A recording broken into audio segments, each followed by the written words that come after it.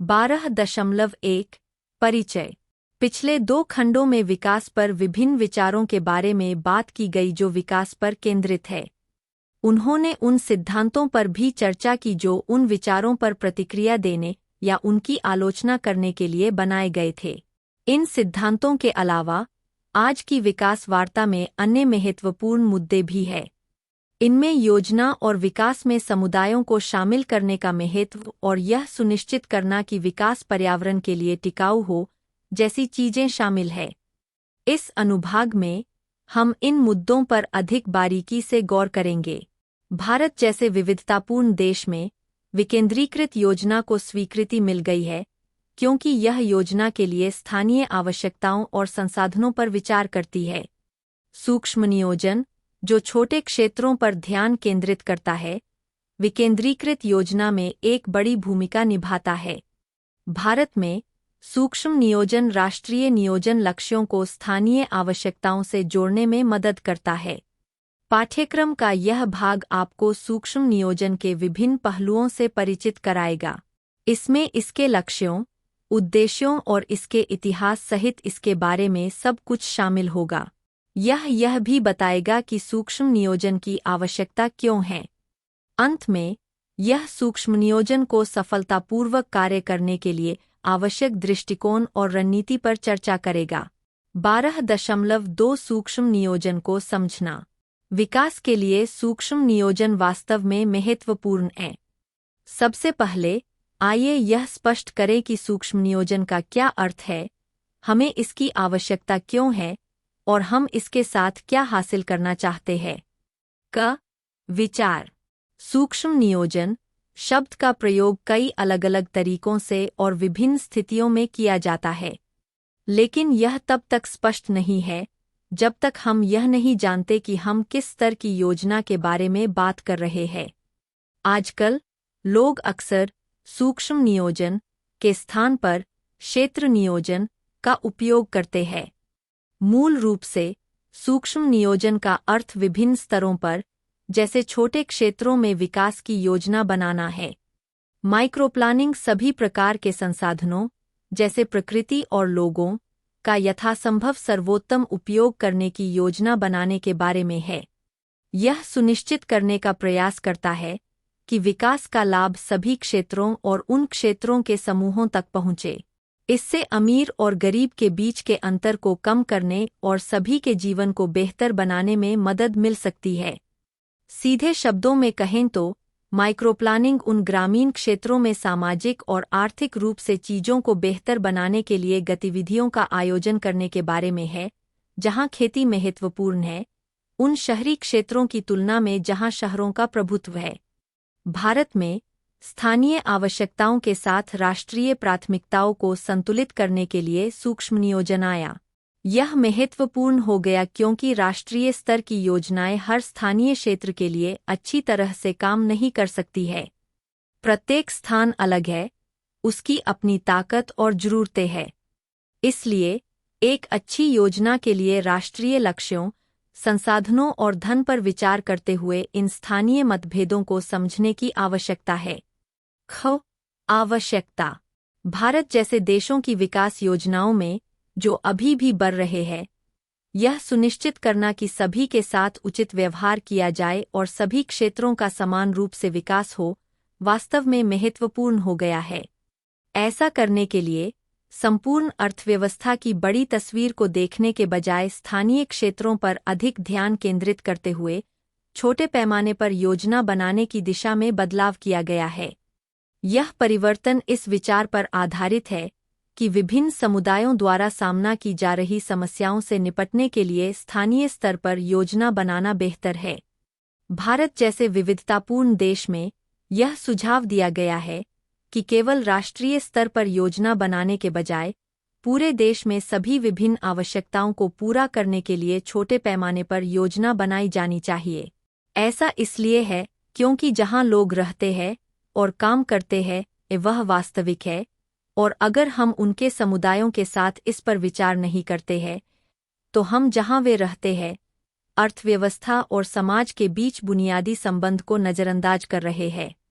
छोटे पैमाने पर योजना बनाने के पीछे मुख्य विचार यह है कि चूंकि विकास के लिए संसाधन कुछ क्षेत्रों तक ही सीमित है, इसलिए योजना उन क्षेत्रों के भीतर ही होनी चाहिए ताकि यह सुनिश्चित हो सके कि हर चीज का ठीक से उपयोग हो और सभी को विकास से समान रूप से लाभ हो। यह दृष्टिकोण आर्थिक वृद्धि और विकास के मामले में विभिन्न क्षेत्रों के बीच अंतर को कम करने में भी मदद कर सकता है। यह सुनिश्चित करने के लिए कि विकास का लाभ सभी तक पहुंचे और निष्पक्षता सुनिश्चित करते हुए संतुलित विकास जारी रहे, छोटे, अधिक स्थानीय स्तर पर चीजों की योजना बनाने की सिफारिश की जाती है। कुछ विशेषज्ञ सोचते हैं कि छोटे पैमाने पर योजना बनाने से यह मान लिया जा सकता है कि राष्ट्रीय योजना के लक्ष्य और रणनीतियां पहले से ही निर्धारित है और इसके बजाय देश के भीतर विभिन्न क्षेत्रों की विशिष्ट आवश्यकताओं पर ध्यान केंद्रित किया जाता है। सूक्ष्म नियोजन विभिन्न क्षेत्रों के लिए उनकी सबसे अधिक आवश्यकता के आधार पर प्राथमिकताएं निर्धारित करने में भी मदद करता है और बड़ी राष्ट्रीय योजनाओं की सफलता के लिए अक्सर छोटे पैमाने पर भी विस्तृत योजना बनाना महत्वपूर्ण माना जाता है। लक्ष्य और उद्देश्य। माइक्रोप्लानिंग में एक समुदाय की तरह सबसे छोटे स्तर से शुरू होने वाली योजना पर ध्यान केंद्रित किया जाता है और एक स्पष्ट रूप से परिभाषित क्षेत्र तक ले जाया जाता है जिसका लक्ष्य स्थानीय क्षेत्रों की जरूरतों को पूरा करना है और यह सुनिश्चित करना है कि संतुलित क्षेत्रीय लक्ष्य हासिल करने के लिए विभिन्न क्षेत्रों को एकीकृत किया जाए। विकास। इसमें यह निर्धारित करना शामिल है कि विशिष्ट सामाजिक आर्थिक गतिविधियां कहाँ स्थित होनी चाहिए और वे किसी क्षेत्र या विशिष्ट भौगोलिक क्षेत्र से कैसे जुड़ती है। माइक्रोप्लानिंग इस बात पर विचार करती है कि मानवीय गतिविधियां अंतरिक्ष में कैसे फैली हुई है। इसे समझे बिना उम्मीद के मुताबिक योजना बनाकर आर्थिक, सामाजिक और पर्यावरणीय लक्ष्य हासिल करना कठिन है। माइक्रोप्लानिंग उन क्षेत्रों पर अधिक जोर देती है जो कम आय वाले लोगों, विशेषकर ग्रामीण क्षेत्रों में गरीब और कमजोर समूहों का समर्थन करते हैं। लक्ष्य उनके जीवन की गुणवत्ता में सुधार करना और उनकी सामाजिक आर्थिक स्थितियों में सुधार करना है। ग्रामीण गरीबी और असमानता को कम करने के लिए सूक्ष्मस्तरीय विकास योजना के माध्यम से स्थानीय स्तर पर आर्थिक, सामाजिक और पर्यावरणीय पहलुओं के प्रबंधन पर ध्यान केंद्रित किया गया है। जबकि विकास योजना के प्रति भारत का दृष्टिकोण मुख्य रूप से राष्ट्रीय लक्ष्यों और प्राथमिकताओं पर केंद्रित है, सूक्ष्म नियोजन का उद्देश्य इन्हें स्थानीय आवश्यकताओं के साथ संतुलित करना है। चिंतन और कार्रवाई 12.1 सूक्ष्म नियोजन से आप क्या समझते हैं? इसकी आवश्यकता, लक्ष्य एवं उद्देश्यों पर प्रकाश डालिए। शीर्षक: सूक्ष्म योजना को समझना, इसका महत्व और उद्देश्य। परिचय: शिक्षा के क्षेत्र में प्रभावी शिक्षण और सीखने के परिणामों को सुनिश्चित करने में योजना महत्वपूर्ण भूमिका निभाती है। माइक्रोप्लानिंग, एक शब्द जो अक्सर शैक्षिक संदर्भों में उपयोग किया जाता है, शिक्षण और सीखने के विशिष्ट पहलुओं पर ध्यान केंद्रित करते हुए विस्तृत स्तर पर विस्तृत योजना की प्रक्रिया को संदर्भित करता है। यह निबंध सूक्ष्म नियोजन की अवधारणा पर प्रकाश डालता है, इसकी आवश्यकता, लक्ष्य और उद्देश्यों पर प्रकाश डालता है। माइक्रोप्लानिंग क्या है? शिक्षा में सूक्ष्म योजना में कक्षा या शैक्षिक सेटिंग के भीतर छात्रों की विविध आवश्यकताओं को पूरा करने के लिए अनुदेशात्मक रणनीतियों, सीखने की गतिविधियों और मूल्यांकन की सावधानीपूर्वक योजना शामिल है। मैक्रोप्लानिंग के विपरीत, जो व्यापक उद्देश्यों और लक्ष्यों से संबंधित है, माइक्रोप्लानिंग सफल कार्यान्वयन के लिए आवश्यक जटिल विवरणों पर केंद्रित है। सूक्ष्म नियोजन की आवश्यकता। सूक्ष्म नियोजन की आवश्यकता छात्रों की विविध सीखने की आवश्यकताओं और क्षमताओं की पहचान से उत्पन्न होती है। आज के शैक्षिक परिदृश्य में कक्षाओं में शिक्षार्थियों का एक विषम मिश्रण होता है, जिनमें से प्रत्येक की पृष्ठभूमि, सीखने की शैली और दक्षता के स्तर अद्वितीय होते हैं। इसलिए शिक्षण के लिए एक आकार फिटस भी दृष्टिकोण अब प्रभावी नहीं है। सूक्ष्म नियोजन शिक्षकों को छात्रों की व्यक्तिगत आवश्यकताओं को पूरा करने के लिए अपनी शिक्षण रणनीतियों को अनुकूलित करने की अनुमति देकर इस चुनौती का समाधान करता है। इसके अलावा, शिक्षा में समावेशिता और समानता सुनिश्चित करने के लिए सूक्ष्म नियोजन आवश्यक है। विभिन्न शिक्षण शैलियों और क्षमताओं को समायोजित करने वाली अनुदेशात्मक योजनाओं को सावधानीपूर्वक डिजाइन करके शिक्षक एक सहायक शिक्षण वातावरण बना सकते हैं जहां प्रत्येक छात्र को सफल होने का अवसर मिलता है। यह समावेशी शिक्षा सेटिंग्स में विशेष रूप से महत्वपूर्ण है, जहां विकलांग या विशेष आवश्यकता वाले छात्रों को पाठ्यक्रम तक पहुंचने के लिए व्यक्तिगत समर्थन की आवश्यकता होती है। सूक्ष्म नियोजन के उद्देश्य। माइक्रोप्लानिंग का प्राथमिक उद्देश्य शिक्षकों को निर्देश डिजाइन करने और वितरित करने के लिए एक व्यवस्थित ढांचा प्रदान करके शिक्षण और सीखने की गुणवत्ता को बढ़ाना है। पाठ्यक्रम को प्रबंधनीय इकाइयों में विभाजित करके और विशिष्ट शिक्षण उद्देश्यों की पहचान करके सूक्ष्म नियोजन शिक्षकों को वांछित शिक्षण परिणामों के साथ अपनी निर्देशात्मक रणनीतियों को संरेखित करने में सक्षम बनाता है। इसके अलावा माइक्रोप्लानिंग का उद्देश्य विविध और प्रेरक शिक्षण अनुभव प्रदान करके छात्र जुड़ाव और प्रेरणा को बढ़ावा देना है। शिक्षण विधियों, शिक्षण सामग्री और मूल्यांकन तकनीकों की एक श्रृंखला को शामिल करके शिक्षक छात्रों की विविध रुचियों और सीखने की प्राथमिकताओं को पूरा कर सकते हैं, जिससे सकारात्मक सीखने के माहौल को बढ़ावा मिल सकता है। सूक्ष्म नियोजन के उद्देश्य। व्यक्तिगत निर्देश। सूक्ष्म नियोजन का एक प्रमुख उद्देश्य प्रत्येक छात्र की विशिष्ट आवश्यकताओं और क्षमताओं के अनुरूप व्यक्तिगत निर्देश प्रदान करना है। गहन मूल्यांकन और नैदानिक परीक्षण आयोजित करके शिक्षक छात्रों की ताकत, कमजोरियों और सीखने की शैलियों की पहचान कर सकते हैं, जिससे उन्हें अपने शिक्षण दृष्टिकोण को तदनुसार तैयार करने की अनुमति मिलती है। विभेदित निर्देश। सूक्ष्म नियोजन का एक अन्य उद्देश्य विभेदित निर्देश रणनीतियों को लागू करना है, जो छात्रों की विविध सीखने की आवश्यकताओं को समायोजित करते हैं। इसमें संघर्षरत शिक्षार्थियों के लिए अतिरिक्त सहायता प्रदान करना, उन्नत छात्रों के लिए संवर्धन गतिविधियों की पेशकश करना या विभिन्न सीखने के तौर तरीकों के अनुरूप शिक्षण सामग्री को अपनाना शामिल हो सकता है। संसाधनों का इष्टतम उपयोग। माइक्रोप्लानिंग का उद्देश्य समय, सामग्री और मानव पूंजी सहित उपलब्ध संसाधनों के उपयोग को अनुकूलित करना है। अनुदेशात्मक गतिविधियों की सावधानीपूर्वक योजना और आयोजन करके शिक्षक यह सुनिश्चित कर सकते हैं कि सीखने के परिणामों को अधिकतम करने के लिए संसाधनों का कुशलतापूर्वक उपयोग किया जाए। सतत मूल्यांकन और फीडबैक। माइक्रोप्लानिंग में छात्र की प्रगति की निगरानी करने और आवश्यकतानुसार निर्देश को समायोजित करने के लिए चल रहे मूल्यांकन और फीडबैक तंत्र को शामिल करना शामिल है। छात्रों की शिक्षा का नियमित रूप से मूल्यांकन करके और समय पर प्रतिक्रिया प्रदान करके शिक्षक ताकत और कमजोरी के क्षेत्रों की पहचान कर सकते हैं, जिससे उन्हें सूचित निर्देशात्मक निर्णय लेने की अनुमति मिलती है। आलोचनात्मक सोच और समस्या समाधान कौशल को बढ़ावा देना। माइक्रोप्लानिंग का उद्देश्य छात्रों के बीच महत्वपूर्ण सोच, समस्या समाधान और उच्च-स्तरीय सोच कौशल के विकास को बढ़ावा देना है।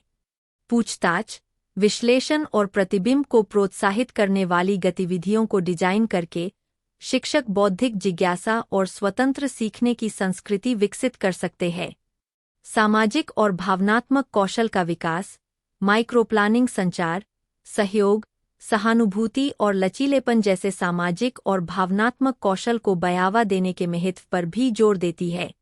सहयोगी शिक्षण गतिविधियों, समूह चर्चाओं और चिंतनशील अभ्यासों को शामिल करके शिक्षक छात्रों को आवश्यक जीवन कौशल विकसित करने में मदद कर सकते हैं, जो स्कूल और उसके बाहर सफलता के लिए महत्वपूर्ण है। निष्कर्ष। निष्कर्षतः सूक्ष्म नियोजन आज के विविध शैक्षिक परिदृश्य में प्रभावी शिक्षण और सीखने का एक महत्वपूर्ण घटक है।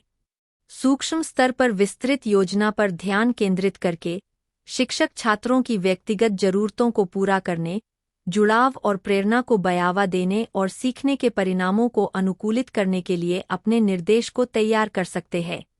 सूक्ष्म नियोजन रणनीतियों के सावधानीपूर्वक कार्यान्वयन के माध्यम से शिक्षक समावेशी और न्यायसंगत शिक्षण वातावरण बना सकते हैं, जहां प्रत्येक छात्र को आगे बढ़ने का अवसर मिले। 12.3 भारत में सूक्ष्म नियोजन की पृष्ठभूमि।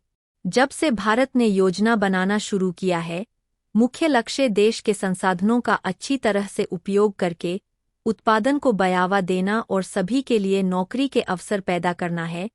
यह सब लोकतांत्रिक और समाजवादी सिद्धांतों के आधार पर किया गया है। ग्रामीण क्षेत्रों और वंचित समूहों की मदद करने पर जोर दिया गया है, लेकिन वास्तव में लाभ ज्यादातर विशेषाधिकार प्राप्त समूहों और समृद्ध क्षेत्रों को मिला है, जिससे कई ग्रामीण लोग गरीब और बेरोजगार हो गए हैं। इससे क्षेत्रों और क्षेत्रों के बीच सामाजिक तनाव और असमानताएं पैदा हुई है। पहली 2 पंचवर्षीय योजनाओं में स्थानीय या क्षेत्रीय स्तर पर योजना बनाने पर अधिक ध्यान नहीं दिया गया। तीसरी योजना के दौरान ही क्षेत्रीय विकास पर गंभीरता से विचार किया गया।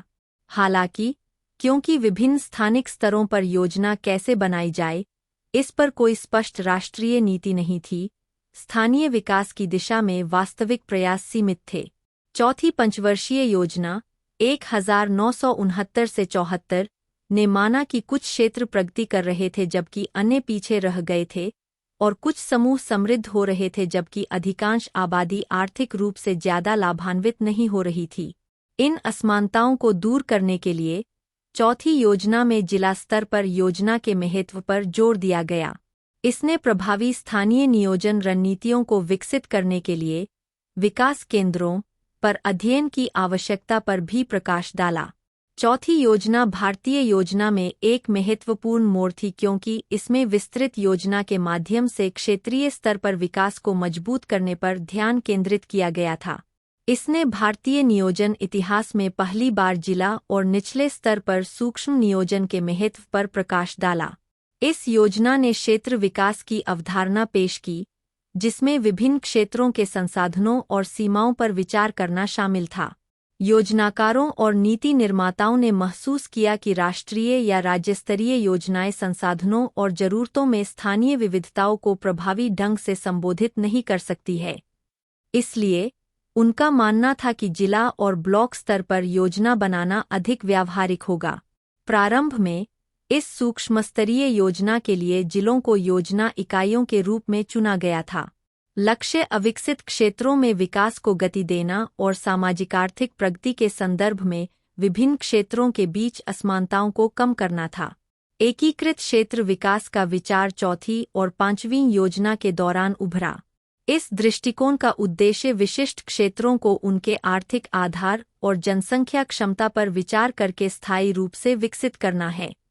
पिछड़े और आदिवासी क्षेत्रों की जरूरतों को पूरा करने के लिए विकास केंद्र, विकास ध्रुव और सेवा केंद्र जैसे विभिन्न मॉडल प्रस्तावित किए गए थे।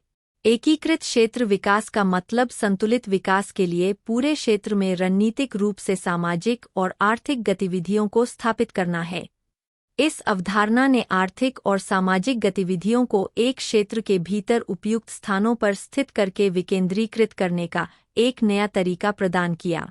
चिंतन और क्रिया 12.2 भारत में सूक्ष्म नियोजन की ऐतिहासिक पृष्ठभूमि पर एक संक्षिप्त टिप्पणी लिखिए। शीर्षक: भारत में सूक्ष्म नियोजन की ऐतिहासिक पृष्ठभूमि। परिचय: भारत में सूक्ष्म नियोजन पिछले कुछ वर्षों में स्थानीय शासन और विकास के लिए एक महत्वपूर्ण उपकरण के रूप में विकसित हुआ है। इसमें सतत विकास लक्ष्यों को प्राप्त करने के लिए समुदायों की जरूरतों और आकांक्षाओं पर ध्यान केंद्रित करते हुए जमीनी स्तर पर योजना बनाने की व्यवस्थित प्रक्रिया शामिल है। सूक्ष्म नियोजन के ऐतिहासिक संदर्भ को समझने से इसके विकास, सामना की गई चुनौतियों और भारत में जमीनी स्तर की विकास पहलों पर इसके परिवर्तनकारी प्रभाव के बारे में जानकारी मिलती है। औपनिवेशिक विरासत और प्रारंभिक योजना प्रयास। योजना के संबंध में भारत के अनुभव का पता औपनिवेशिक युग से लगाया जा सकता है, जब अंग्रेजों ने प्रशासनिक और आर्थिक योजना के प्रारंभिक रूप पेश किए थे। औपनिवेशिक प्रशासन ने समावेशी विकास के बजाय मुख्य रूप से संसाधन निष्कर्षण और शोषण पर ध्यान केंद्रित किया। हालांकि इस अवधि के दौरान नगरपालिकाओं और जिला बोर्डों जैसे स्थानीय प्रशासनिक निकायों की स्थापना के साथ विकेंद्रीकृत योजना के बीज बोए गए थे। स्वतंत्रता के बाद का युग और पंचवर्षीय योजनाएं। 1947 में भारत की स्वतंत्रता ने सामाजिक आर्थिक विकास और राष्ट्र निर्माण पर ध्यान केंद्रित करने के साथ योजना के दृष्टिकोण में एक महत्वपूर्ण बदलाव को चिह्नित किया। 1950 में स्थापित योजना आयोग ने देश की विकासात्मक चुनौतियों का समाधान करने के उद्देश्य से पंचवर्षीय योजनाएं तैयार करने में केंद्रीय भूमिका निभाई। हालांकि प्रारंभिक नियोजन प्रयास बड़े पैमाने पर ऊपर से नीचे की ओर थे, जिसमें जमीनी स्तर की भागीदारी और स्थानीय जरूरतों के आकलन पर सीमित जोर दिया गया था। सामुदायिक विकास कार्यक्रमों का उद्भव। 1950 के दशक में सामुदायिक भागीदारी के माध्यम से ग्रामीण विकास को बढ़ावा देने के उद्देश्य से सामुदायिक विकास कार्यक्रमों की शुरुआत हुई। सामाजिक न्याय के सिद्धांतों और गांधीवादी आदर्शों से प्रभावित इन कार्यक्रमों ने स्थानीय समुदायों की जरूरतों की पहचान करने और विकास परियोजनाओं को लागू करने में उनकी भूमिका पर जोर दिया। हालांकि नौकरशाही बाधाओं और अपर्याप्त संसाधनों के कारण इन पहलों का प्रभाव सीमित था। हरित क्रांति और कृषि विकास। 1960 और 1970 के दशक में हरित क्रांति का आगमन हुआ, जिसका उद्देश्य उच्च उपज देने वाली किस्मों के बीज, रासायनिक उर्वरक और सिंचाई प्रौद्योगिकियों को अपनाकर कृषि उत्पादकता बढ़ाना था। जबकि हरित क्रांति से कृषि उत्पादन में महत्वपूर्ण लाभ हुआ, इसने विशेष रूप से ग्रामीण क्षेत्रों में सामाजिक आर्थिक असमानताओं और पर्यावरणीय गिरावट को भी बढ़ा दिया। विकेंद्रीकरण एवं पंचायती राज संस्थाएं। 1992 में संविधान में 73वें और 74वें संशोधन ने भारत में विकेंद्रीकरण और जमीनी स्तर पर लोकतंत्र की दिशा में एक आदर्श बदलाव को चिह्नित किया। इन संशोधनों ने गांव, मध्यवर्ती और जिला स्तरों पर पंचायती राज संस्थानों (PRI) की स्थापना को अनिवार्य कर दिया, जिससे स्थानीय स्वसरकारी निकायों को विकास कार्यक्रमों की योजना बनाने और लागू करने का अधिकार मिल गया। PRI के उद्भव ने स्थानीय भागीदारी और जवाबदेही को बढ़ाकर सूक्ष्म नियोजन के लिए अनुकूल वातावरण प्रदान किया। राष्ट्रीय ग्रामीण रोजगार गारंटी अधिनियम (नरेगा). 2005 में राष्ट्रीय ग्रामीण रोजगार गारंटी अधिनियम (नरेगा) का अधिनियमन एक ऐतिहासिक कानून का प्रतिनिधित्व करता है, जिसका उद्देश्य ग्रामीण परिवारों को रोजगार के अवसर प्रदान करना और आजीविका सुरक्षा को मजबूत करना है। नरेगा ने ग्राम पंचायत विकास योजनाओं (GPDP) के निर्माण के माध्यम से बॉटम अप योजना की अवधारणा पेश की, जिसमें स्थानीय समुदाय अपनी आवश्यकताओं के आधार पर विकास परियोजनाओं की पहचान करते हैं और प्राथमिकता देते हैं। नरेगा के कार्यान्वयन ने न केवल ग्रामीण रोजगार को बढ़ाया बल्कि जमीनी स्तर पर सूक्ष्म नियोजन की प्रक्रिया को भी उत्प्रेरित किया। सतत विकास लक्ष्य (SDG) और स्थानीयकृत योजना। 2015 में संयुक्त राष्ट्र द्वारा सतत विकास लक्ष्यों (SDG) को अपनाने के साथ स्थानीय योजना और समुदाय संचालित विकास पहल पर नए सिरे से जोर दिया गया है। SDG को प्राप्त करने के लिए भारत की प्रतिबद्धता ने स्थानीय नियोजन प्रक्रियाओं में स्थिरता सिद्धांतों के एकीकरण को बढ़ावा दिया है, जिससे समग्र और समावेशी विकास को बढ़ावा मिला है। राष्ट्रीय विकास प्राथमिकताओं को स्थानीय आकांक्षाओं और जरूरतों के साथ संरेखित करने के लिए सूक्ष्म नियोजन एक महत्वपूर्ण उपकरण के रूप में उभरा है। चुनौतियां और आगे का रास्ता। भारत में सूक्ष्म नियोजन को बढ़ावा देने में हुई प्रगति के बावजूद अपर्याप्त क्षमता निर्माण, संसाधन की कमी, नौकरशाही जड़ता और सीमित सामुदायिक भागीदारी सहित कई चुनौतियां बनी हुई है। इन चुनौतियों से निपटने के लिए नीति निर्माताओं, नागरिक समाज संगठनों और स्थानीय समुदायों द्वारा संस्थागत तंत्र को मजबूत करने, पारदर्शिता बढ़ाने और भागीदारीपूर्ण निर्णय लेने की प्रक्रियाओं को बढ़ावा देने के लिए ठोस प्रयासों की आवश्यकता है।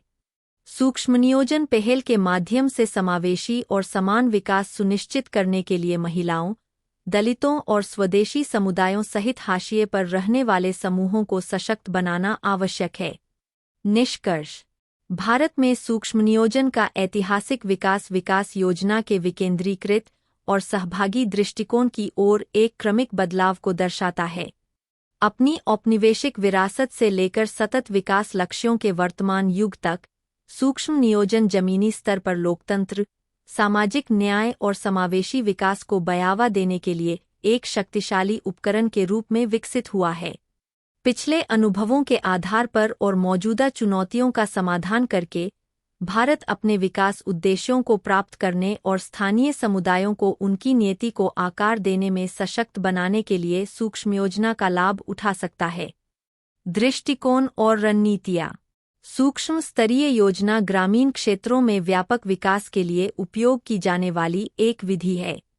यह सिर्फ एक शहर या गांव पर ध्यान केंद्रित नहीं करता है, बल्कि केंद्रीय स्थानों और आसपास के क्षेत्रों के पूरे नेटवर्क को देखता है। विचार यह है कि सबसे छोटे स्तर से लेकर स्पष्ट रूप से परिभाषित क्षेत्र तक योजना बनाई जाए, जो अक्सर जिला हो सकता है। इस प्रकार यह स्थानीय आवश्यकताओं और क्षेत्रीय विकास के लक्ष्यों दोनों को संबोधित करता है। माइक्रोप्लानिंग इस बात पर ध्यान देती है कि विभिन्न सामाजिक और आर्थिक गतिविधियां कहाँ स्थित है और वे पूरे क्षेत्र में कैसे जुड़ी हुई है, जबकि राष्ट्रीय योजनाएं विकास के लिए एक सामान्य रूपरेखा देती है। सूक्ष्म नियोजन यह तय करने में मदद करता है कि विभिन्न क्षेत्रों में उनकी विशिष्ट आवश्यकताओं के आधार पर किस चीज पर ध्यान देने की आवश्यकता है। यह समझा जाता है कि इस छोटे स्तर पर योजना बनाए बिना राष्ट्रीय योजनाएं अच्छी तरह से काम नहीं करेंगी, लेकिन राष्ट्रीय दिशा के बिना सूक्ष्म नियोजन भी प्रभावी ढंग से नहीं हो सकता। इसलिए देश को आर्थिक और सामाजिक रूप से विकसित करने के लिए बड़ी तस्वीर और विस्तृत योजना दोनों तरीकों को एक साथ काम करने की आवश्यकता है। अनिवार्य रूप से विकास योजनाओं को कार्यान्वित करने के लिए हमें एक ही समय में स्थानीय और राष्ट्रीय दोनों स्तरों पर योजना बनाने की आवश्यकता है। सूक्ष्म नियोजन का उद्देश्य विभिन्न क्षेत्रीय स्तरों पर सामाजिक और आर्थिक मुद्दों से निपटना है।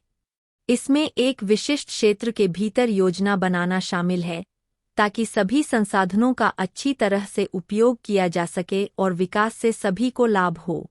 कभी-कभी सूक्ष्म नियोजन को क्षेत्रीय या क्षेत्र नियोजन के समान ही देखा जाता है, विशेष रूप से भारत जैसे देशों में जहां क्षेत्रों के बीच बड़े अंतर है और ग्रामीण क्षेत्रों में गरीबी और बेरोजगारी जैसी समस्याएं गंभीर है। सूक्ष्म नियोजन विकास का एक व्यावहारिक तरीका प्रदान करता है। यह ऐसे क्षेत्रों को विकसित करने पर ध्यान केंद्रित करता है जो राष्ट्रीय योजना में फिट बैठते हैं, लेकिन स्थानीय स्तर पर विशिष्ट समस्याओं और संसाधनों पर भी ध्यान देते हैं। माइक्रोप्लानिंग का मुख्य विचार विभिन्न क्षेत्रों को बारीकी से देखना है, ताकि यह पता लगाया जा सके कि वे कहाँ विकसित हो सकते हैं और क्या चीज उन्हें बढ़ने से रोक रही है। 1970 के दशक में लोगों ने भारत में ग्रामीण क्षेत्रों की बेहतर योजना बनाने और उन्हें विकसित करने के लिए ग्रोथ सेंटर मॉडल का उपयोग करना शुरू कर दिया। माइक्रोप्लानिंग सबसे गरीब लोगों और उन क्षेत्रों की मदद करने पर बहुत अधिक ध्यान केंद्रित करती है जो अच्छी तरह से विकसित नहीं हो रहे हैं। यह सुनिश्चित करने के लिए माइक्रोप्लानिंग बनाई गई कि योजना जिला या ब्लॉक स्तर पर हो, ताकि देश के हर हिस्से और लोगों के हर समूह का एक साथ विकास हो सके। यह योजना बनाने की दिशा में एक बड़ा कदम था, क्योंकि इसने छोटे क्षेत्रों के लिए विस्तृत योजनाएं प्रदान कीं। सूक्ष्म नियोजन छोटे क्षेत्रों पर ध्यान देता है जहां विकास कार्यक्रम अच्छा काम कर सकते हैं, और इन क्षेत्रों को सूक्ष्म क्षेत्र कहा जाता है। वे लोगों के करीब है, इसलिए वे योजनाओं को साकार करने में अधिक सक्रिय रूप से भाग ले सकते हैं। सूक्ष्म नियोजन सबसे छोटे स्तर से शुरू होता है, जैसे गांवों का समूह, और बड़े क्षेत्रों तक जाता है। विचार यह योजना बनाना है कि विभिन्न सेवाएं और लोग कहाँ स्थित हों ताकि सभी को लाभ मिल सके। यह विभिन्न कार्यक्रमों के माध्यम से कम विकसित क्षेत्रों को सुधार करने का मौका देता है। यह आर्थिक और सामाजिक गतिविधियों को सही स्थानों पर स्थापित करके उन्हें फैलाने में भी मदद करता है। इसलिए सूक्ष्म नियोजन का मुख्य फोकस यह पता लगाना है कि विभिन्न गतिविधियों को कहाँ रखा जाए और वे एक क्षेत्र में कैसे जुड़े। बाद में सूक्ष्म नियोजन ने नए कार्यक्रमों को जन्म दिया जो विशिष्ट क्षेत्रों पर केंद्रित थे। इनमें से कुछ है command area development (CAD), desert development programme (DDP), सूखा प्रवण क्षेत्र विकास कार्यक्रम (DPAP), integrated area development programme (IADP), hill area development programme HADP, tribal area development programme TADP और संपूर्ण ग्राम विकास कार्यक्रम WVDP। ये कार्यक्रम उन क्षेत्रों के लिए है जिन्हें अतिरिक्त सहायता की आवश्यकता है क्योंकि उनमें समस्याएं हैं या वे कठिन परिस्थितियों में हैं। चिंतन और क्रिया 12.3 अपने क्षेत्र में संचालित एक सूक्ष्म परियोजना का पता लगाने का प्रयास करें। इस परियोजना की प्रकृति और निधि के स्रोत, लक्ष्य, उद्देश्य और उपलब्धियों के बारे में जानकारी एकत्र करें। अपनी जानकारी के आधार पर इस परियोजना की सफलता, असफलता के कारणों पर एक 3 पेज का नोट लिखें। शीर्षक: एक सूक्ष्म परियोजना की गतिशीलता की खोज, सफलताएं और विफलताएं। परिचय: आज के गतिशील सामाजिक आर्थिक परिदृश्य में सूक्ष्म परियोजनाएं महत्वपूर्ण संस्थाओं के रूप में काम करती है, जो अक्सर जमीनी स्तर पर काम करती है, जिसका उद्देश्य विशिष्ट सामुदायिक आवश्यकताओं या विकास संबंधी चुनौतियों का समाधान करना होता है। हालांकि ये परियोजनाएं छोटे पैमाने पर है, लेकिन सतत विकास को बढ़ावा देने में महत्वपूर्ण क्षमता रखती है, खासकर उन क्षेत्रों में जहां संसाधन दुर्लभ है या बुनियादी ढांचागत समर्थन सीमित है। इग्नू द्वारा निर्धारित शैक्षणिक आवश्यकताओं को पूरा करने के लिए मैंने अपने स्थानीय समुदाय के भीतर संचालित एक सूक्ष्म परियोजना में शामिल होने की यात्रा शुरू की। इस प्रयास का उद्देश्य न केवल ऐसी पहलों की प्रकृति और कार्यप्रणाली को समझना है, बल्कि उनकी सफलता या विफलता में योगदान देने वाले अंतर्निहित कारकों को भी उजागर करना है। सूक्ष्म परियोजना का पता लगाना। अपने क्षेत्र में पूरी तरह से खोजबीन करने के बाद मुझे हमारे समुदाय के केंद्र में स्थित एक दिलचस्प सूक्ष्म परियोजना मिली। सशक्तिकरण के लिए शिक्षा शीर्षक वाली यह परियोजना मुख्य रूप से हाशिए की पृष्ठभूमि से आने वाले वंचित बच्चों को पूरक शिक्षा प्रदान करने पर केंद्रित है। एक स्थानीय गैर सरकारी संगठन द्वारा संचालित इस परियोजना ने अपेक्षाकृत कम समय में अपने अभिनव दृष्टिकोण और सराहनीय परिणामों के लिए ध्यान आकर्षित किया है। धन की प्रकृति और स्रोत। किसी भी सूक्ष्म परियोजना का एक महत्वपूर्ण पहलू उसकी वित्तीय स्थिरता है। पूछताछ करने पर यह पता चला कि सशक्तिकरण के लिए शिक्षा के लिए धन मुख्य रूप से स्रोतों के मिश्रण से आता है।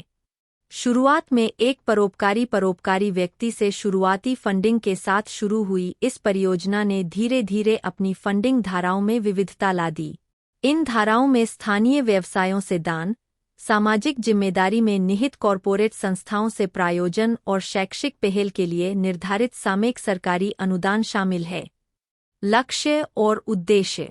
सशक्तिकरण के लिए शिक्षा का व्यापक उद्देश्य वंचित बच्चों को समान सीखने के अवसर प्रदान करके हमारे समाज में प्रचलित शैक्षिक विभाजन को पाटने के इर्दगिर्द घूमता है।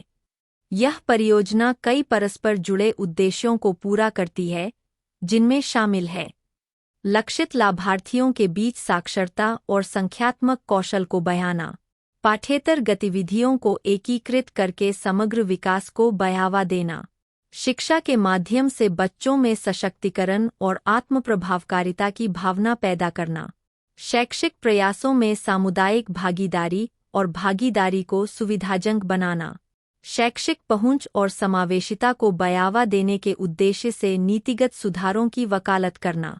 परियोजना की उपलब्धियां।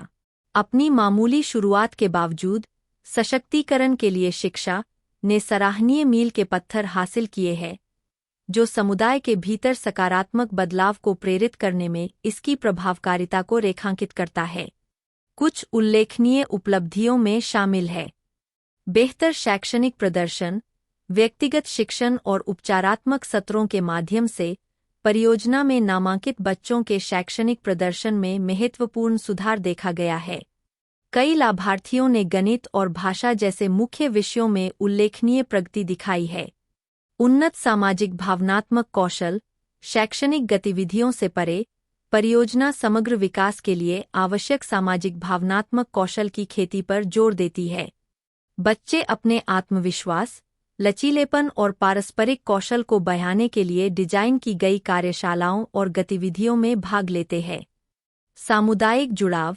सशक्तिकरण के लिए शिक्षा, सामुदायिक जुड़ाव, एकजुटता और सामूहिक कार्रवाई को बढ़ावा देने के एक प्रतीक के रूप में कार्य करती है।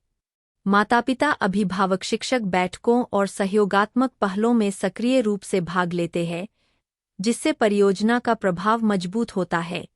सतत मॉडल परियोजना की स्थिरता इसके विविध वित्त पोषण आधार और स्थानीय हितधारकों के साथ बनाई गई रणनीतिक साझेदारी द्वारा रेखांकित की गई है। यह बहुआयामी दृष्टिकोण वित्तीय कमजोरियों को कम करता है और दीर्घकालिक व्यवहार्यता को बढ़ाता है।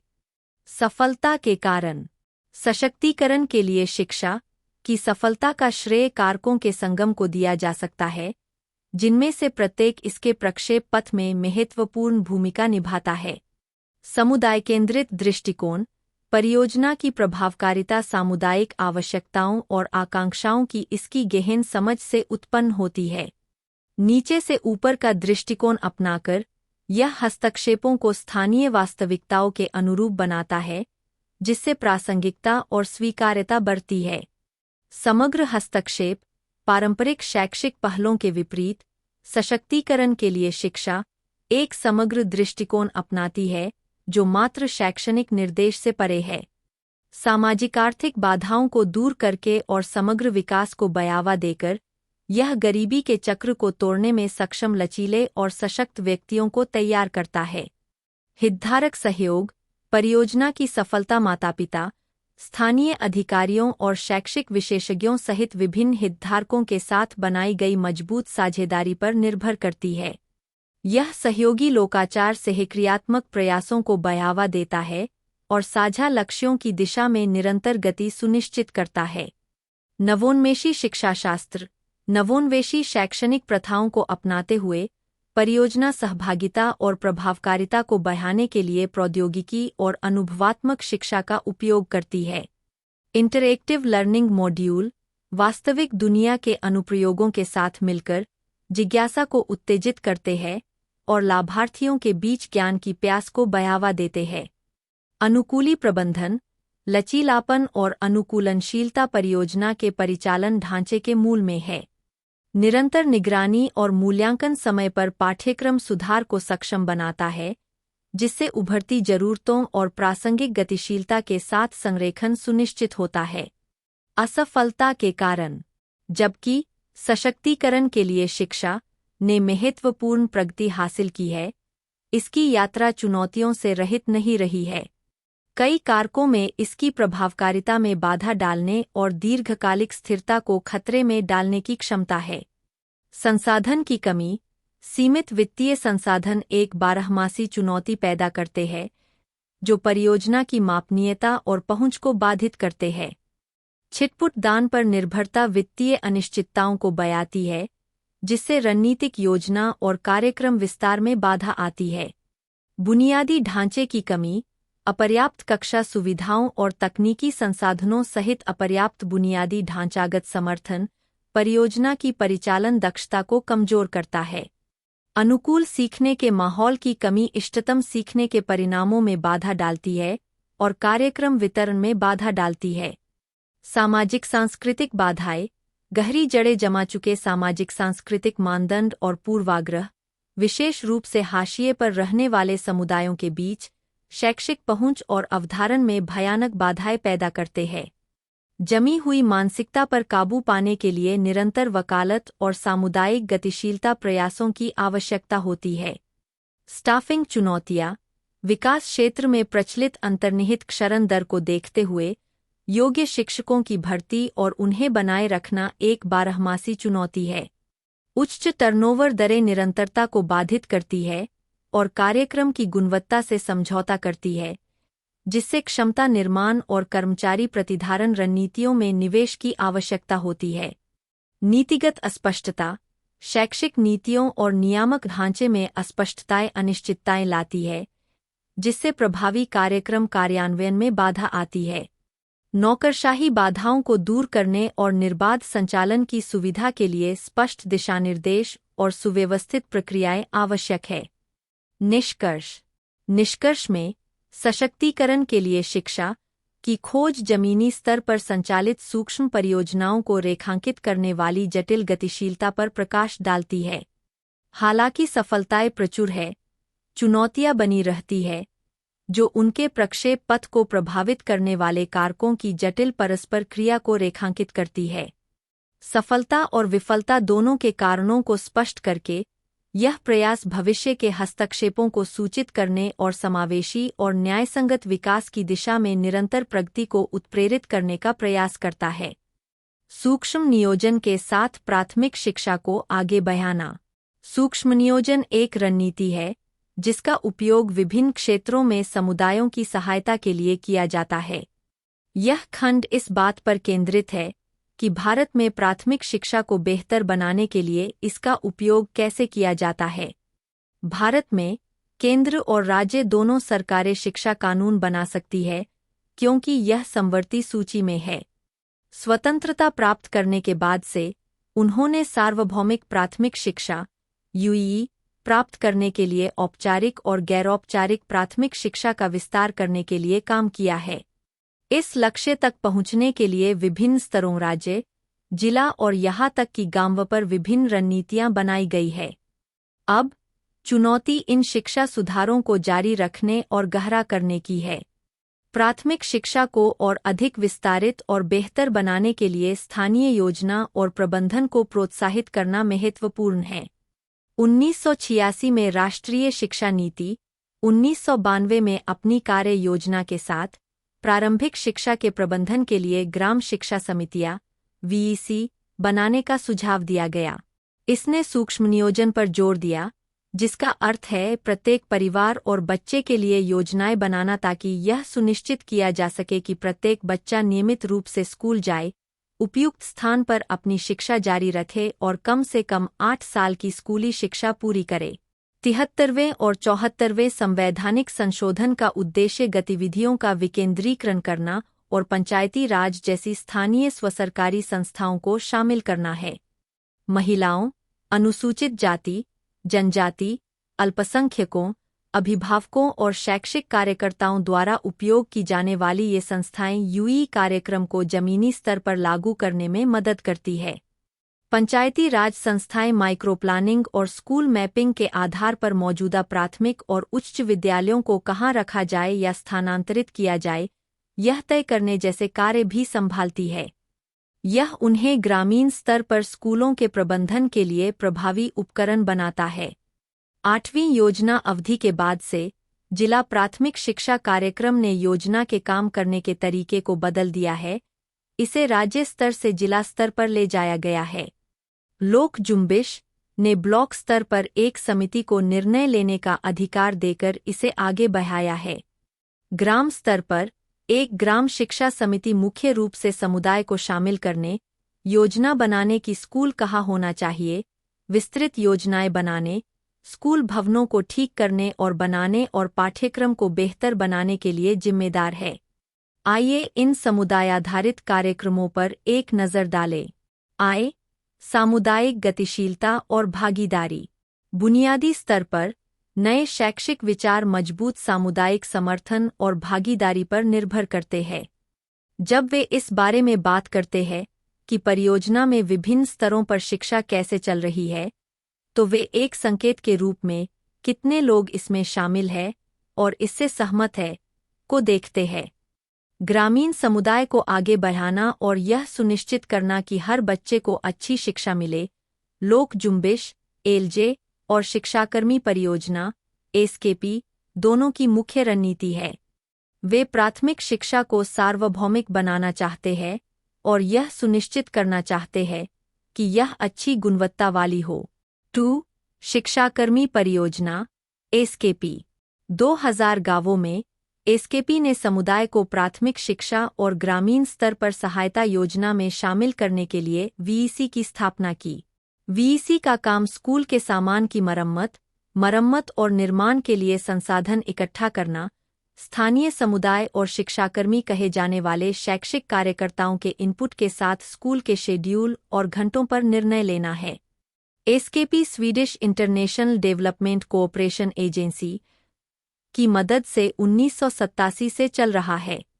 यह सब यह सुनिश्चित करने के बारे में है कि हर बच्चे को अच्छी प्राथमिक शिक्षा मिले, खासकर राजस्थान के दूरदराज और गरीब इलाकों में, जिसमें लड़कियों पर बड़ा ध्यान दिया जाता है। चूंकि शिक्षकों का पढ़ाने के लिए न आना सार्वभौमिक प्राथमिक शिक्षा (यूई) के लक्ष्य तक पहुंचने में एक बड़ी समस्या है, इसलिए परियोजना एक विचार लेकर आई। वे उन स्कूलों में अनुपस्थित शिक्षकों की जगह भरने के लिए शिक्षाकर्मी कहे जाने वाले स्थानीय युवाओं का उपयोग करते हैं, जो अच्छी तरह से काम नहीं कर रहे हैं। इन कर्मियों को काम सही ढंग से करने के लिए गहन प्रशिक्षण और समर्थन मिलता है। इस परियोजना के बारे में एक अच्छी बात यह है कि वे प्राथमिक विद्यालयों को बेहतर बनाने में समुदाय को कैसे शामिल करते हैं। 3. लोक जुम्बिश परियोजना। लोक जुम्बिश (एलजे) परियोजना स्थानीय नेताओं, विशेष रूप से गांवों में महिला प्रतिनिधियों, जो अक्सर एलजे कोर टीमों या महिला समूहों का हिस्सा होती है, को अधिक सशक्त बनने में मदद करती है। एलजे कार्यक्रम के प्रबंधन के लिए ग्राम शिक्षा समितियों (वीईसी) का गठन और प्रशिक्षण किया जाता है। केवल 5 वर्ष की होने के बावजूद, लोक जुम्बिश (एलजे) का राजस्थान में प्राथमिक शिक्षा पर महत्वपूर्ण प्रभाव पड़ा है। यह परियोजना अब 75 ब्लॉकों को कवर करती है और लगभग 12 मिलियन लोगों तक पहुंचती है। इसने सरकारी एजेंसियों, शिक्षकों, गैर सरकारी संगठनों, निर्वाचित प्रतिनिधियों और समुदाय के सदस्यों को सफलतापूर्वक एक साथ लाकर यह सुनिश्चित किया है कि सभी बच्चों की प्राथमिक शिक्षा तक पहुंच हो। लोक जुम्बिश के 7 मुख्य विचार हैं। केवल अंतिम परिणाम पर नहीं, बल्कि इस पर ध्यान केंद्रित करना कि चीजें कैसे की जाती है। दूसरों के साथ मिलकर काम करना, छोटे, स्थानीय समूहों में काम करना, हर कोई सीखने में शामिल हो रहा है। नियमित शिक्षा प्रणाली का हिस्सा बनना, योजनाओं को आसानी से अपनाने और बदलने में सक्षम होना, ऐसे नेताओं का विकास करना जो गुणवत्ता और मिशन के प्रति समर्पित हों। लोक जुम्बिश प्रशिक्षण में सही माहौल बनाने पर विशेष जोर दिया जाता है। इससे लोगों को यह समझने में मदद मिलती है कि दूसरों को कैसे शामिल किया जाए, विभिन्न प्रकार के मीडिया का उपयोग कैसे किया जाए और उन संदेशों के बारे में स्पष्ट रहें जिन्हें वे साझा करना चाहते हैं। चिंतन और क्रिया 12.4 स्कूल के प्रबंधन में स्थानीय लोगों की भागीदारी के बारे में जानकारी एकत्र करने के लिए अपने इलाके में कार्यरत सरकारी सहायता प्राप्त प्राथमिक विद्यालय का दौरा करें। यह भी जानकारी एकत्र करें कि स्थानीय लोगों की भागीदारी ने स्कूल के कामकाज और छात्र नामांकन और स्कूल में ठहराव को कैसे प्रभावित किया। अपने अवलोकन के आधार पर लगभग 500 शब्दों में एक नोट लिखें। अवलोकन रिपोर्ट, सरकारी सहायता प्राप्त प्राथमिक विद्यालय के प्रबंधन में स्थानीय भागीदारी। परिचय। इग्नू के एक छात्र के रूप में मुझे सरकारी सहायता प्राप्त प्राथमिक विद्यालयों के प्रबंधन में स्थानीय समुदायों की भागीदारी का पता लगाने का काम सौंपा गया था। मैंने अपने इलाके में स्थित एक स्कूल की यात्रा शुरू की। यह रिपोर्ट सामुदायिक जुड़ाव की सीमा और कामकाज, छात्र नामांकन और स्कूल में ठहराव पर इसके प्रभाव पर मेरी टिप्पणियों, अंतर्दृष्टि और प्रतिबिंबों का दस्तावेजीकरण करती है। स्कूल का स्थान और पृष्ठभूमि। जिस प्राथमिक विद्यालय का मैंने दौरा किया वह मेरे इलाके के एक अर्धशहरी क्षेत्र में स्थित है। यह आसपास के गांवों और शहरी बस्तियों के बच्चों के लिए एक शैक्षिक केंद्र के रूप में कार्य करता है। हालांकि यह स्कूल सरकारी सहायता प्राप्त है, लेकिन इसे विभिन्न स्थानीय संगठनों और परोपकारी लोगों से भी समर्थन मिलता है। यह क्षेत्र की जनसांख्यिकीय जटिलता को दर्शाते हुए विविध सामाजिक-आर्थिक पृष्ठभूमि के छात्रों को सेवा प्रदान करता है। स्कूल प्रबंधन में स्थानीय भागीदारी की सीमा। आगमन पर यह स्पष्ट हो गया कि स्कूल ने स्थानीय समुदाय की सक्रिय भागीदारी के साथ प्रबंधन के लिए एक सहभागी दृष्टिकोण अपनाया। माता-पिता, ग्राम नेताओं और गैर सरकारी संगठनों (एनजीओ) के सदस्यों सहित विभिन्न हितधारकों ने निर्णय लेने की प्रक्रियाओं में महत्वपूर्ण भूमिका निभाई। स्कूल की नीतियों, संसाधन आवंटन और शैक्षणिक पहलों पर चर्चा के लिए नियमित बैठकें और परामर्श आयोजित किए गए। एक उल्लेखनीय विशेषता एक स्कूल प्रबंधन समिति (एसएमसी) की स्थापना थी, जिसमें समुदाय के प्रतिनिधि, शिक्षक और सरकारी अधिकारी शामिल थे। एसएमसी ने स्कूल प्रशासन में सहयोग को बढ़ावा देने और पारदर्शिता सुनिश्चित करने के लिए एक मंच के रूप में कार्य किया।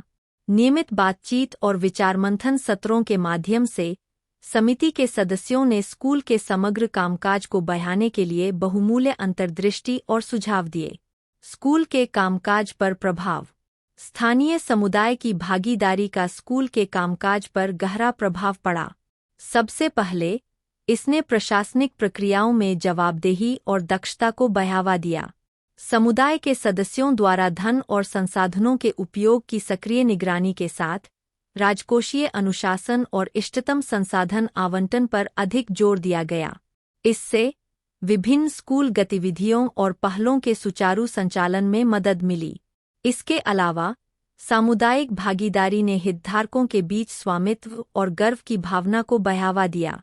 माता-पिता और ग्रामीणों ने स्कूल के विकास में योगदान देने में गर्व महसूस किया, चाहे वह वित्तीय दान, स्वैच्छिक प्रयासों या शैक्षिक सुधारों की वकालत के माध्यम से हो। जिम्मेदारी की इस सामूहिक भावना ने छात्रों के बीच शैक्षणिक उत्कृष्टता और समग्र विकास को बढ़ावा देने के लिए अनुकूल माहौल तैयार किया। इसके अलावा, स्थानीय हितधारकों की भागीदारी ने प्रासंगिक रूप से प्रासंगिक पहलों के कार्यान्वयन को सुविधाजनक बनाया। उदाहरण के लिए, नामांकन अभियान को बढ़ावा देने और लैंगिक असमानताओं और सामाजिक-आर्थिक बाधाओं जैसी शिक्षा में बाधाओं को दूर करने के लिए समुदाय के नेतृत्व वाले अभियान शुरू किए गए थे। इलाके की विशिष्ट आवश्यकताओं के अनुरूप इन लक्षित हस्तक्षेपों से छात्र नामांकन और प्रतिधारण दर में वृद्धि के संदर्भ में सकारात्मक परिणाम मिले। छात्र नामांकन और प्रतिधारण पर प्रभाव। सामुदायिक भागीदारी के सबसे महत्वपूर्ण परिणामों में से एक छात्र नामांकन और प्रतिधारण दर में उल्लेखनीय सुधार था। माता-पिता और समुदाय के नेताओं के साथ सक्रिय रूप से जुड़कर स्कूल शिक्षा के बारे में गलत धारणाओं को दूर करने और इसकी परिवर्तनकारी क्षमता को उजागर करने में सफल रहा। स्थानीय गैर सरकारी संगठनों और सरकारी एजेंसियों के सहयोग से चलाए गए जागरूकता अभियानों में सशक्तिकरण और सामाजिक-आर्थिक उत्थान के मार्ग के रूप में शिक्षा के महत्व पर जोर दिया गया। इसके अलावा, स्कूल ने विकलांग और वंचित सामाजिक-आर्थिक समूहों सहित हाशिए की पृष्ठभूमि के छात्रों को समायोजित करने के लिए समावेशी नीतियां अपनाईं। लक्षित आउटरीच प्रयासों के साथ इस समावेशी दृष्टिकोण के परिणामस्वरूप अधिक विविध छात्र आबादी और ड्रॉपआउट दर में कमी आई। समुदाय के नेतृत्व वाली पहल, जैसे छात्रवृत्ति कार्यक्रम और व्यावसायिक प्रशिक्षण कार्यशालाएं, ने छात्रों को नामांकित रहने और अपनी शैक्षिक आकांक्षाओं को आगे बढ़ाने के लिए अतिरिक्त प्रोत्साहन प्रदान किया। इसके अलावा, स्कूल ने सीखने के अनुभव को बढ़ाने और छात्रों की विविध आवश्यकताओं को पूरा करने के लिए प्रौद्योगिकी और नवीन शिक्षण विधियों का लाभ उठाया। स्थानीय आईटी कंपनियों और शैक्षणिक संस्थानों द्वारा समर्थित डिजिटल साक्षरता कार्यक्रमों ने छात्रों को 21वीं सदी के लिए आवश्यक कौशल से सुसज्जित किया। प्रौद्योगिकी के इस एकीकरण ने न केवल सीखने को अधिक आकर्षक और सुलभ बनाया बल्कि छात्रों को वैश्विक स्तर पर प्रतिस्पर्धा करने के लिए भी सशक्त बनाया। निष्कर्ष। अंत में, सरकारी सहायता प्राप्त प्राथमिक विद्यालय की मेरी यात्रा ने शैक्षिक परिदृश्य को आकार देने में सामुदायिक भागीदारी की महत्वपूर्ण भूमिका को मजबूत किया। स्कूल प्रबंधन समिति जैसे सहयोगी प्लेटफार्मों के माध्यम से स्थानीय हितधारकों की सक्रिय भागीदारी ने स्कूल के प्रभावी प्रबंधन और छात्रों के समग्र विकास में योगदान दिया। लक्षित हस्तक्षेपों और समावेशी नीतियों के माध्यम से स्कूल छात्र नामांकन और अवधारण दर बढ़ाने में सफल रहा, जिससे समुदाय के लिए एक उज्ज्वल भविष्य का मार्ग प्रशस्त हुआ। आजीवन सीखने और सामाजिक सशक्तिकरण की संस्कृति को बढ़ावा देने के लिए इन समुदाय संचालित पहलों को आगे बढ़ाना, बनाए रखना और विस्तारित करना आवश्यक होगा। सूक्ष्म नियोजन। संपूर्ण चित्र को देखने का महत्व। भारत में लोगों ने 1970 के दशक की शुरुआत में सूक्ष्म नियोजन पर ध्यान देना और इसका अध्ययन करना शुरू कर दिया। ऐसा इसलिए हुआ क्योंकि उन्होंने देखा कि देश की सामाजिक और आर्थिक स्थितियां बदल रही थीं और पिछले नियोजन प्रयास क्षेत्रों के बीच बड़े अंतर को ठीक करने में सक्षम नहीं थे। माइक्रोप्लानिंग योजना बनाने का एक नया तरीका है, जिसका उद्देश्य किसी क्षेत्र को संतुलित और एकीकृत तरीके से विकसित करना है। यह इस बात पर ध्यान केंद्रित करता है कि किसी क्षेत्र में विभिन्न संसाधन और गतिविधियां कहाँ स्थित है और वे कैसे जुड़े हुए हैं। माइक्रोप्लानिंग विभिन्न क्षेत्रों की विशिष्ट विशेषताओं, जैसे उनकी समस्याओं, संसाधनों और जरूरतों पर पूरा ध्यान देती है। सरल शब्दों में, सूक्ष्म नियोजन किसी स्थान के संसाधनों का यथासंभव अपने लक्ष्यों को प्राप्त करने के लिए उपयोग करना है।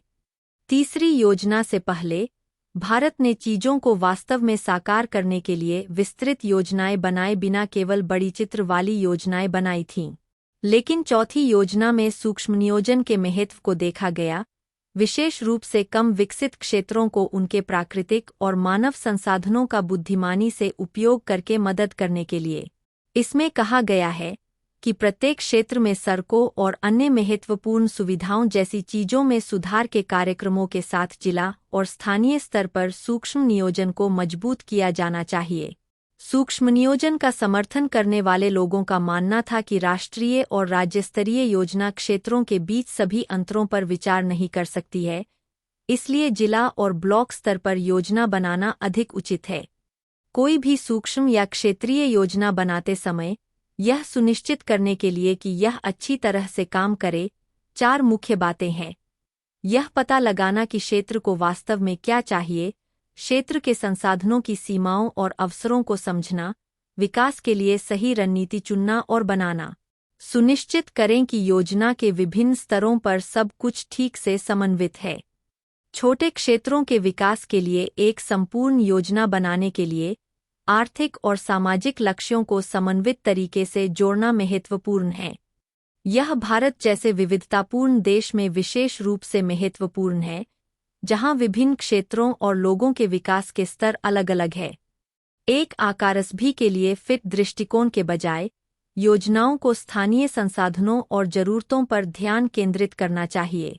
सूक्ष्म स्तरीय योजना व्यापक राष्ट्रीय योजना के अंतर्गत विशिष्ट विकास लक्ष्यों को प्राप्त करने में मदद कर सकती है, विशेष रूप से ग्रामीण क्षेत्रों में जहां गरीबी और बेरोजगारी से प्रगति और समानता की ओर बढ़ने की आवश्यकता है। हालांकि, प्रभावी सूक्ष्म नियोजन के लिए विभिन्न क्षेत्रों से इनपुट की आवश्यकता होती है। निष्कर्ष: जबकि सूक्ष्म नियोजन के विचार पर व्यापक रूप से चर्चा की जाती है, आम लोगों और नीति निर्माताओं के बीच इसकी अलग-अलग व्याख्याएं हैं। यह खंड हमें अवधारणा, इसकी आवश्यकताओं और उद्देश्यों से परिचित कराता है। यह पता लगाता है कि भारत में सूक्ष्म नियोजन कैसे विकसित हुआ है और इसे विभिन्न योजनाओं में कैसे लागू किया गया है। सूक्ष्म नियोजन का उद्देश्य जमीनी स्तर पर विकास के अवसरों की पहचान करना और जहां आवश्यक हो वहां सामाजिक मुद्दों का समाधान करना है। हमने यह भी देखा है कि भारत में शिक्षा में सुधार के लिए सूक्ष्म नियोजन का उपयोग कैसे किया जाता है। अंततः, यह मानव विकास के लिए सूक्ष्म नियोजन के लिए एक व्यापक दृष्टिकोण के महत्व पर जोर देता है।